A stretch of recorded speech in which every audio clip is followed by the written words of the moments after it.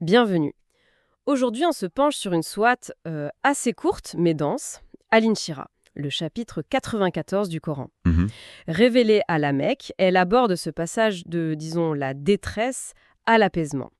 Et il y a cette promesse clé, avec la difficulté vient la facilité. Tout à fait. Une promesse répétée d'ailleurs. Exactement. Pour cette analyse, on s'appuie principalement sur une lecture contemporaine, le tafsir est clair. Oui, qui synthétise bien les apports classiques. L'idée, c'est de voir ensemble comment ces versets peuvent nourrir notre résilience spirituelle au quotidien. Mhm. On va regarder les interprétations classiques, Ibn Kathir notamment, et comment notre source les actualise. C'est ça. Voir la pertinence aujourd'hui. Alors, la sourate, elle commence fort, avec des questions directes, presque rhétoriques. N'avons-nous pas ouvert pour toi ta poitrine, et puis, ne t'avons-nous pas déchargé de ton fardeau? Oui, des interpellations puissantes. Et cette ouverture de la poitrine, Sharh as-Sadr, le tafsir éclair, rappelle en se basant sur Ibn Kathir que ce n'est pas juste un soulagement émotionnel flou. Ah d'accord, c'est plus spécifique. Oui, c'est un élargissement du cœur par la foi, la sagesse, la patience. C'est ce qui rend le prophète apte à porter le poids de la révélation, une sorte de capacité intérieure augmentée pour la mission. Je vois. Une préparation interne, en quelque sorte. Exactement. Et le fardeau, le wizr, ça représente clairement les responsabilités écrasantes de la prophétie, les obstacles, les épreuves. Et ce soulagement, notre source, le lie directement à la protection divine, au pardon aussi accordé au prophète Mohammed, paix et bénédiction sur lui. Donc on a cette préparation intérieure et un soutien divin très concret. Et juste après, il est dit « Wa rafan laka vikrak » et élevé pour toi ta renommée. Comment ça se traduit, cette élévation, concrètement? Alors là, le tafsir éclair reprend les explications classiques de Moudjahid de Qatada. L'idée principale, c'est que le nom du prophète est mentionné partout où le nom d'Allah est mentionné. Ah oui, dans l'appel à la prière, la shahada. C'est ça, l'adhan, l'attestation de foi. C'est une élévation qui est constante, quotidienne, ici-bas, et qui reflète bien sûr son statut élevé dans l'au-delà. C'est indissociable. D'accord. Une reconnaissance vraiment intégrée au cœur de la pratique religieuse. On arrive alors au passage peut-être le plus connu, car avec la difficulté est une facilité. Certes, avec la difficulté est une facilité. Oui, et cette répétition est absolument cruciale. Pourquoi donc? Le tafsir éclair insiste beaucoup là-dessus. Il rappelle un propos attribué à Ibn Mas'ud qui dit, en substance, « Une difficulté ne pourra jamais l'emporter sur deux facilités. » Deux facilités. Oui, parce que le mot difficulté al-usr est défini avec l'article al, faisant référence à la même difficulté. Alors que facilité, yusr, est indéfini, suggérant deux facilités distinctes. Mais au-delà de ça, Oui, la structure grammaticale arabe, avec la préposition ma'a, avec, suggère une simultanéité, une coexistence. La facilité n'arrive pas après la difficulté, elle l'accompagne, elle est présente pendant. ah oui, ça change tout. Vraiment. Ce n'est pas juste serrer les dents en attendant que ça passe. Exactement. C'est chercher activement cette facilité qui est déjà là, intrinsèquement liée à l'épreuve. Fascinant.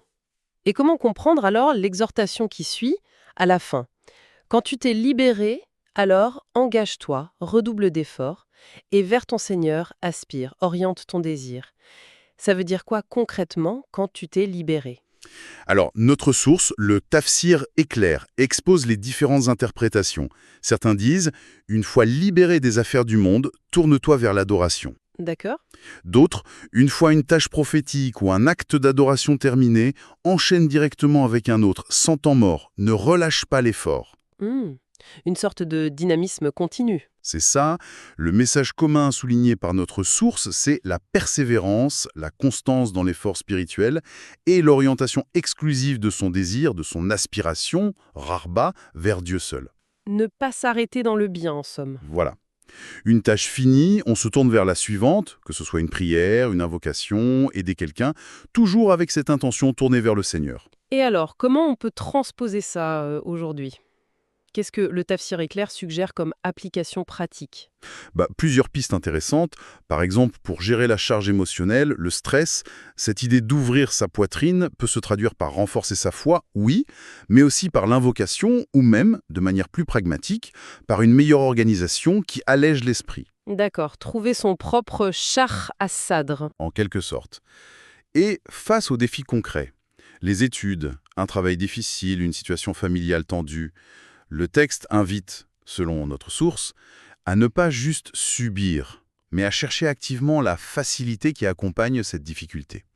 Quelle est la marge de manœuvre?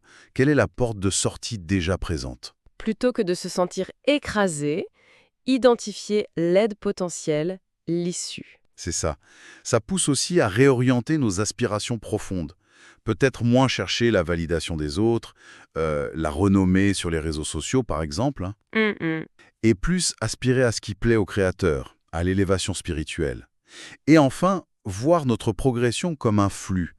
On termine une tâche utile, on se repose un peu si besoin, puis on se tourne vers un acte d'adoration, de lecture, de méditation, d'aide. Pas de temps mort spirituel prolongé. D'accord. Donc, pour résumer un peu ce qu'on a vu à travers le Tafsir éclair, Alin Shiraha nous offre une lecture différente de l'épreuve. La difficulté n'est pas juste un obstacle à surmonter, mais une situation qui contient en elle-même sa solution, sa facilité. C'est une perspective très encourageante, oui. Et le prophète, paix et bénédiction sur lui, avec son cœur ouvert, son fardeau allégé et sa renommée élevée, il nous montre la voie. Servir Dieu, persévérer sans cesse et tourner tout son désir vers lui. Tout à fait. Et peut-être une pensée pour continuer la réflexion. Si cette facilité est vraiment tissée dans la difficulté, comme le suggère la sourate, Oui, comment est-ce que le fait de la chercher activement pendant qu'on traverse l'épreuve, au lieu d'attendre passivement qu'elle se termine, pourrait transformer radicalement notre manière de vivre ces moments difficiles? Ça change la posture, non?